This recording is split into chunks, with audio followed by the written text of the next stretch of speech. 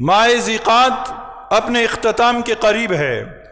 آنے والا مہینہ ماہ ذی الحج ہے، قمری سال کا آخری مہینہ، قمری سال کا آخری مہینہ آ رہا ہے، اور دسمبر کو یاد رکھنے والوں ذی الحج کو بھی یاد کر لو، اور جنوری کو یاد رکھنے والوں محرم کو بھی یاد رکھنا۔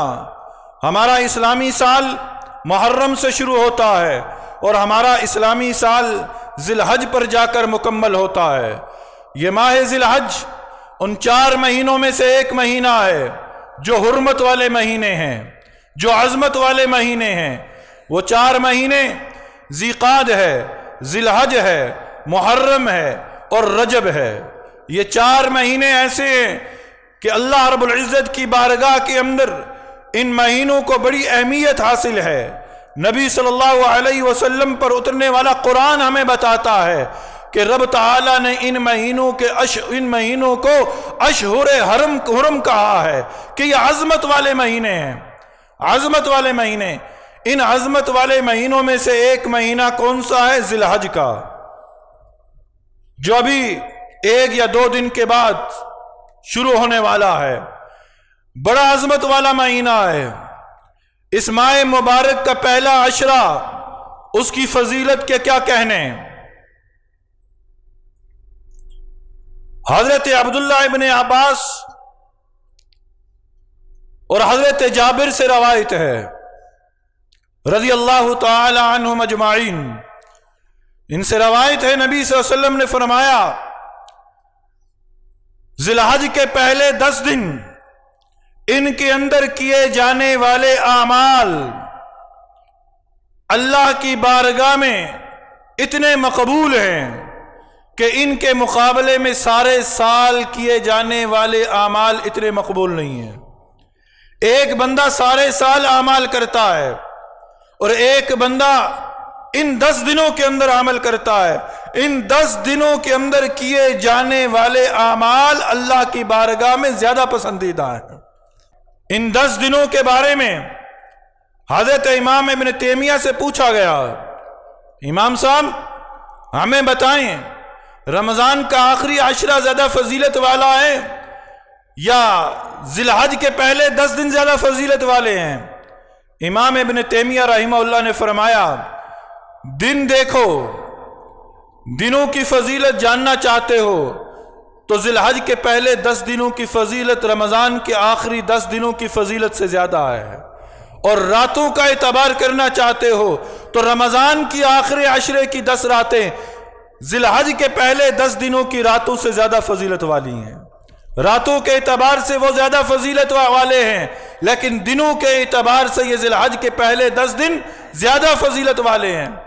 اور قرآن مجید فرقان حمید کے اندر اللہ رب العزت نے ذی الحج کے پہلے 10 دنوں کی راتوں کی قسمیں کھائی ہیں، قسمیں کھائی ہیں، والفجر ولیال عشر، قسم ہے وقت فجر کی اور قسم ہے 10 راتوں کی، قسم ہے 10 راتوں کی۔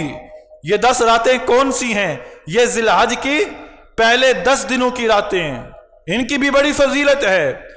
جس نے ان راتوں کے اندر عبادت کر لی، گویا اللہ رب العزت کی بارگاہ کے اندر اس کے نامہ اعمال میں لیلۃ القدر کے اندر کی جانے والی عبادت کا ثواب لکھ دیا جائے گا۔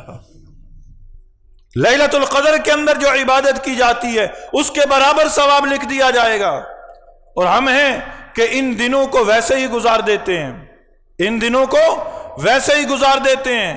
خدارا ان دنوں کے اندر عبادات کا اہتمام کیجیے۔ ان عبادات میں سے ایک عبادت یہ ہے کہ ان دنوں کے اندر نفلی روزے رکھے جائیں، نفلی روزے۔ جس نے ذی الحج کے پہلے عشرے کا ایک روزہ رکھا، یہاں پہلے عشرے سے مراد 9 ذی الحج تک ہے، 9 ذی الحج تک، 10 ذی الحج کا روزہ نہیں ہے، 9 ذی الحج تک اس عشرے سے مراد ہے۔ جس نے ذی الحج کے پہلے عشرے کا ایک روزہ رکھا، اللہ رب العزت اس کے نامہ اعمال کے اندر 1 سال کے روزوں کا ثواب لکھ دیں گے، 1 سال کے روزوں کا ثواب۔ اور پھر جس نے 9 ذی الحج کا روزہ رکھا، 9 ذی الحج کو ہوتا کیا ہے؟ 9 ذوالحج وقوف عرفہ حج کا رکن اعظم ادا کیا جاتا ہے۔ جس نے 9 ذوالحج کا روزہ رکھا، روایات کے اندر آتا ہے کہ اللہ رب العزت کی بارگاہ کے اندر اس روزہ رکھنے والے کا اتنا مقام ہے کہ جس نے محض اللہ کی رضا کے لیے 9 ذوالحج کا روزہ رکھا، اللہ کی بارگاہ میں امید ہے کہ اللہ رب العزت اس کے 1 سال اگلے اور 1 سال پچھلے گناہوں کو معاف فرما دیں گے۔ 9 ذوالحج وقوف عرفہ کا دن، اور پھر اس ماہ مبارک کے اندر ایک خاص عبادت جو اہل ایمان کی طرف متوجہ ہوتی ہے وہ ہے قربانی۔ اس کے متعلق زندگی رہی اگلے جمعے عرض کروں گا، لیکن یہاں بتلانا ایک اور چیز بھی ضروری ہے۔ جو احباب قربانی کا ارادہ کرتے ہیں، جو لوگ قربانی کا ارادہ رکھتے ہیں، انہیں چاہیے کہ وہ ذوالحج کے چاند نظر آنے سے پہلے اپنے بال بھی کٹوا لے اور ناخن بھی ترشوا لے۔ نبی صلی اللہ علیہ وسلم نے فرمایا جو شخص قربانی کا ارادہ رکھتا ہے اسے چاہیے کہ ذوالحج کا چاند نظر آنے کے بعد نہ وہ بال کٹوائے اور نہ وہ ناخن ترشوائے۔ لیکن یہ ایک مستحب عمل ہے، نہ واجب ہے نہ فرض ہے، مستحب عمل ہے۔ کیوں؟ من تشبہ بقوم فہو منہم، جو قوم کسی کی مشابہت اختیار کرتی ہے وہ اسی میں سے اٹھائی جائے گی۔ حاجی حالت احرام میں نہ بال کٹواتا ہے نہ ناخن ترشواتا ہے۔ یہ در حقیقت حجاج سے مشابہت اختیار کرنے کا کہا گیا ہے کہ تم یہ مشابہت حجاج کی اختیار کر لو، کل قیامت کے دن رب تعالیٰ تمہیں حجاج کی صف میں کھڑا کریں گے۔ اب یہ تو بات ہے کہ اس شخص کے لیے جو قربانی کا ارادہ کرتا ہے۔ اب جس شخص نے قربانی کا ارادہ نہیں کیا اور اس پر قربانی واجب نہیں ہے، وہ بھی اگر یہ کرنا چاہے، اس فضیلت کو حاصل کرنا چاہے، وہ بھی کر سکتا ہے۔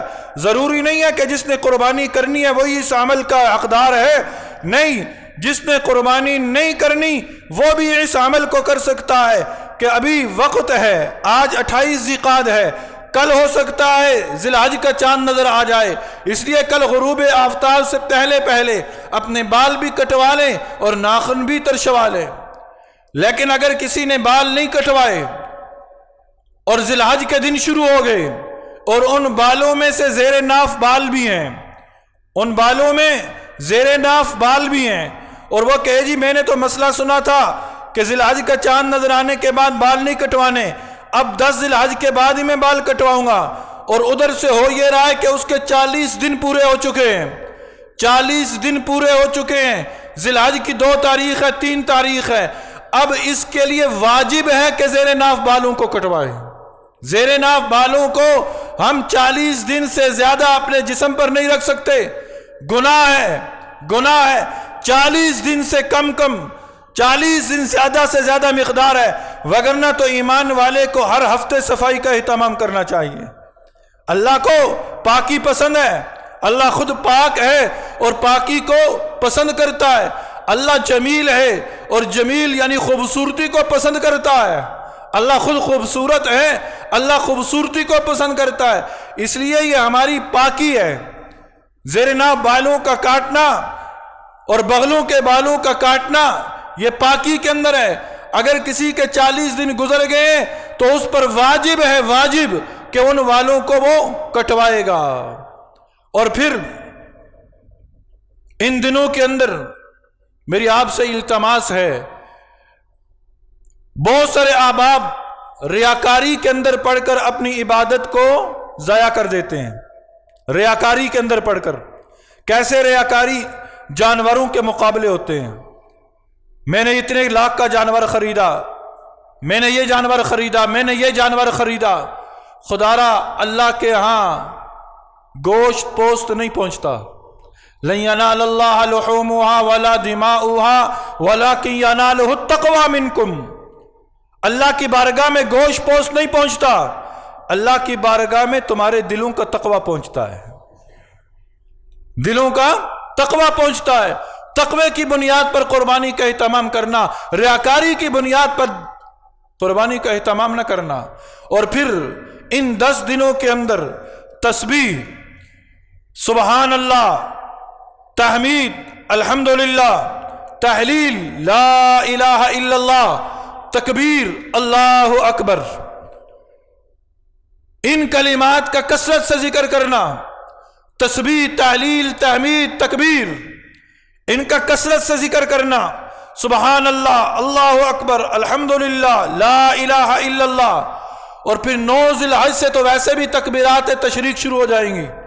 9 ذی الحج کی فجر سے لے کر 13 ذی الحج کی عصر کی نماز تک اللہ اکبر، اللہ اکبر، لا الہ الا اللہ، اللہ اکبر، اللہ اکبر وللہ الحمد۔ ہر فرض نماز کے بعد مردوں کے لیے درمیانی آواز میں پڑھنا اور عورتوں کے لیے آہستہ آواز میں پڑھنا واجب ہے، واجب ہے۔ یہ 9 ذی الحج سے تکبیرات شروع ہوں گی، لیکن اس سے پہلے بھی ہم اپنی زبانوں پر ان کلمات کو جاری رکھیں۔ اللہ تعالی ہم سب کو عمل کی توفیق نصیب فرما دے۔